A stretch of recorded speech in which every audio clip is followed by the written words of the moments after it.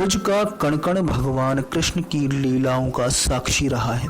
आज से 5000 साल पहले भगवान ने वृंदावन, नंदगांव, गोकुल में कई लीलाओं को मूर्त रूप प्रदान किया है।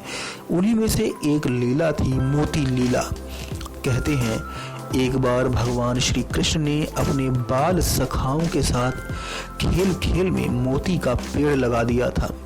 उस पेड़ से मोती आने लगे थे। हालांकि आज मोती तो नहीं आते, पर मोती जैसे फल आज भी उगते हैं और कहते हैं ये मोती जैसा फल पूरे विश्व में कहीं भी नहीं पाया जाता। नंदगांव का कण-कण श्री कृष्ण की लीलाओं का साक्षी है। यहाँ श्री कृष्ण की हर उस लीला के चिन्ह हैं जिनका वर्णन पुराणों में किया गया है। ऐसी ही एक लीला थी मोतियों की खेती की। इस लीला का स्थल है मोती कुंड। गर्ग संहिता में प्राप्त विवरण के अनुसार यह कथा इस प्रकार है कि श्री कृष्ण ने गिरिराज पर्वत उठाकर सबको आश्चर्य में डाल दिया था। सब गोप यह समझ गए कि कृष्ण असाधारण है। सब गोप मिलकर नंद बाबा के पास पहुंचे। गोपों ने नंद बाबा पर आरोप लगाया कि कृष्ण उनके पुत्र नहीं हैं।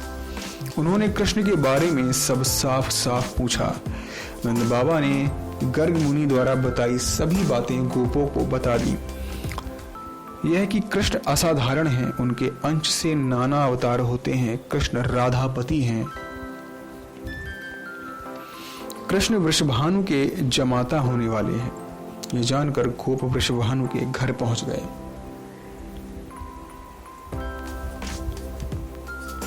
दरअसल गोपों को श्री कृष्ण के ईश्वर होने पर संदेह था।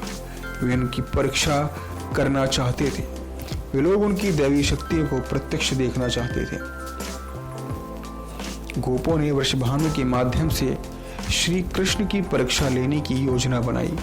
गोपों के कहने पर वृषभानु ने उनकी कीमती मोतियों के हार शगुन के तौर पर नंद बाबा के घर भेज दिए।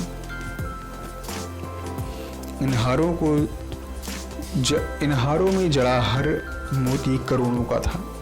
इतना भारी भरकम शगुन देखकर नंद बाबा चिंतित हो उठे, क्योंकि उन्हें बदले में इससे भी ज्यादा कीमत का शगुन भेजना था। अगर ज्यादा कीमत का शगुन ना भेज पाते तो समाज में मानहानि होती। श्री कृष्ण अपने पिता की दुविधा समझ गए। उन्होंने बाल लीला करते हुए कई मालाएं तोड़कर मोती जमीन में बो दिए। शुरुआत में तो सब इसे कृष्ण की नादानी समझकर हंसे, पर जब मोतियों के पौधे उगे और बड़ी संख्या में मोती पैदा हुए तो सब आश्चर्यचकित रह गए। कृष्ण के उगाए हुए मोती शगुन के तौर पर वृषभानु के घर भेजे गए। इन मोतियों को देखकर सबको श्री कृष्ण के ईश्वर होने पर विश्वास हो गया। जिस स्थान पर भगवान श्री कृष्ण ने मोतियों की खेती की थी, वहां एक सरोवर प्रकट हो गया। यह सरोवर मुक्ता सरोवर कहलाता है। इसे मोती कुंड या तीर्थराज भी कहते हैं। इस कुंड के तट पर आज भी कुछ ऐसे वृक्ष हैं जिन पर मोतियों के समान फल उगते हैं। असलियत में यह पीलू के वृक्षों की ही एक प्रजाति है। ये फल मोतियों के समान ही लगते हैं। मान्यता है कि इन मोतियों को भंडार घर या बटुए में रखने से धन भाव नहीं होता। मोतियों की खेती करने वाले श्री कृष्ण मोती बिहारी के नाम से पूजे जाते हैं।